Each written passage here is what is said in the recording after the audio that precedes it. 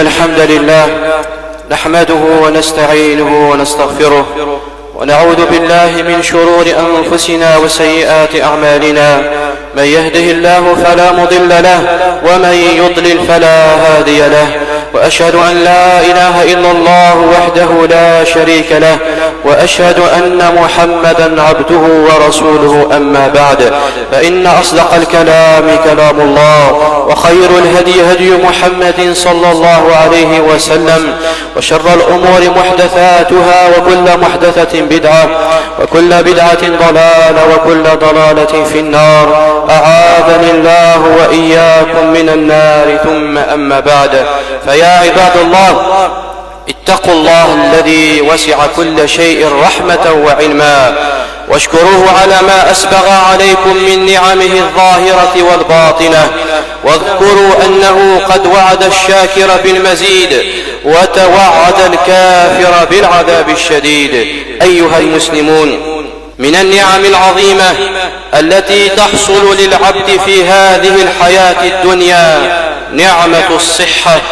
الصحة من النعم العظيمة. يقول النبي صلى الله عليه وسلم: نعمتان مغبون فيهما كثير من الناس، الصحة والفراغ. ففي هذا الحديث تذكير لكل مسلم بهذه النعمة، والتي من واجبها عليه اغتنامها واستعمالها بما يعود عليه بالنفع دنيا وأخرى، وإن لم يكن كذلك فإنه في عداد المغبونين. وتأملوا يا عباد الله قول نبيكم صلى الله عليه وسلم: مغبون فيهما كثير من الناس، أي أن الذين يوفقون لاغتنام نعمة الصحة قلة.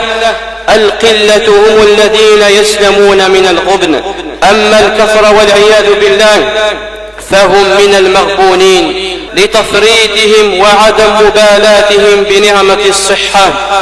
فإذا أردت أن تعرف قدر الصحة والعافية فأكثر من زيارة المرضى في المنازل والمستشفيات، فكم من مريض يتمنى أن يخطو بقدميه ليصلي الفريضة مع الجماعة ويصل أرحامه ولكنه لا يستطيع.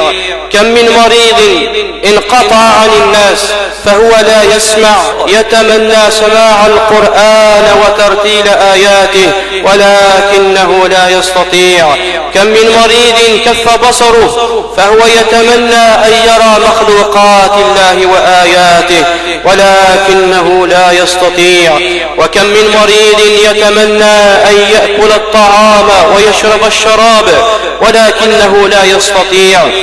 وكم من مريض لا تسكن أوجاعه ولا يرتاح في منامه، وغيرهم كثير. ولذلك قيل: إن الصحة تاج على رؤوس الأصحاء لا يعرفها إلا المرضى. يقول النبي صلى الله عليه وسلم: من أصبح آمنا في سربه معافا في بدنه عنده قوت يومه فكأنما حيزت له الدنيا بحذافيرها.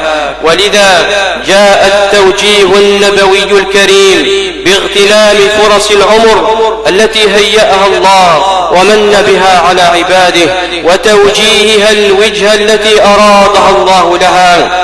وذلك في الحديث الذي أخرجه الحاكم في مستدركه والبيهقي في شعب الإيمان بإسناد صحيح عن ابن عباس رضي الله عنهما عن رسول الله صلى الله عليه وسلم أنه قال: اغتنم خمسا قبل خمس، وفيه وصحتك قبل سقمك، وصحتك قبل سقمك.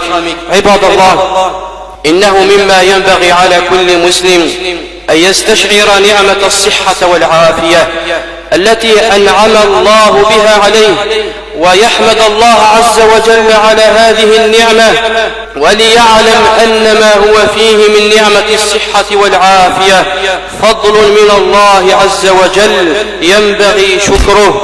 وما أصابه من مرض فإنما هو ابتلاء من الله عز وجل عليه بالصبر، وإنه سيؤجر. وليكثر العبد من الأذكار والأدعية، منها قول النبي صلى الله عليه وسلم: اللهم عافني في بدني، اللهم عافني في سمعي، اللهم عافني في بصري، واسأل الله العفو والعافية. فإن النبي صلى الله عليه وسلم يقول: صلوا الله العفو والعافية، فما أوتي أحد بعد اليقين خيرا من العافية، فنسأل الله العفو والعافية والمعافاة الدائمة في الدين والدنيا والآخرة. أقول ما تسمعون وأستغفر الله لي ولكم فاستغفروه تجدوه غفورا رحيما.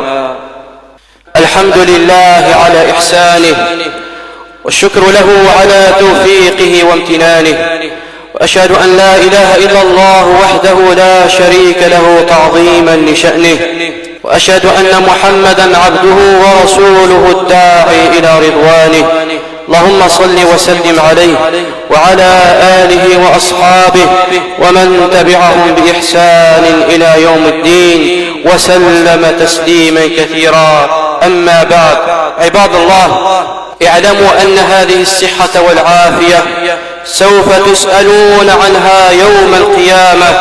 قال جل جلاله: ثم لتسألن يومئذ عن النعيم. ويقول النبي صلى الله عليه وسلم: لن تزول قدم عبد يوم القيامة حتى يسأل عن أربع، وذكر منها: وعن عمره فيما أفناه، وعن شبابه فيما أبلاه. فاجعلوا هذه الصحة والعافية عونا لكم على طاعة الله، ولا تنسوا شكر الله جل وعلا، فإن من سلك طريق الشكر فإن صاحبه موعود بالمزيد، كما قال جل وعلا: وإذ تأذن ربكم لئن شكرتم لأزيدنكم. فاللهم إنا نسألك العفو والعافية والمعافاة الدائمة في الدين والدنيا والآخرة. اللهم اهدنا فيمن هديت، وعافنا فيمن عافيت، وتولنا فيمن توليت، وبارك لنا فيما أعطيت، وقنا واصرف عنا برحمتك شر ما قضيت، فإنك تقضي ولا يقضى عليك، إنه لا يذل من واليت ولا يعز من عاديت، تباركت ربنا وتعاليت. اللهم اقسم لنا من خشيتك ما تحول به بيننا وبين معاصيك، ومن طاعتك ما تبلغنا به جنتك، ومن اليقين ما تهون به علينا مصائب الدنيا. ومتعنا اللهم بأسماعنا وأبصارنا وقواتنا أبدا ما أحييتنا، واجعله الوارث منا. اللهم لا تدع في مقامنا هذا ذنبا إلا غفرته، ولا هما إلا فرجته، ولا دينا إلا قضيته، ولا مريضا إلا شفيته، ولا مبتلا إلا عافيته، ولا عسيرا إلا يسرته، ولا حاجة لنا من حوائج الدنيا هي لك رضا ولنا فيها صلاح إلا أعنتنا على قضائها برحمتك يا أرحم الراحمين. اللهم اشف مرضى المسلمين، اللهم واشف مرضى المسلمين، اللهم ارحم موتى المسلمين، اللهم أعز الإسلام والمسلمين، وأذل الشرك والمشركين، ودمر أعداءك أعداء الدين، واجعل اللهم هذا البلد آمنا مطمئنا وسائر بلاد المسلمين. اللهم اجعل هذا البلد آمنا مطمئنا وسائر بلاد المسلمين.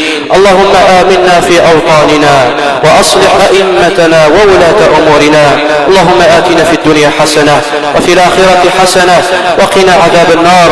اللهم آت نفوسنا تقواها وزكها أنت خير من زكاها، أنت وليها ومولاها. عباد الله، إن الله يأمر بالعدل والإحسان وإيتاء ذي القربى، وينهى عن الفحشاء والمنكر والبغي، يعظكم لعلكم تذكرون. ولذكر الله أكبر، والله يعلم ما تصنعون. وصلى الله على نبينا محمد وعلى آله وصحبه أجمعين.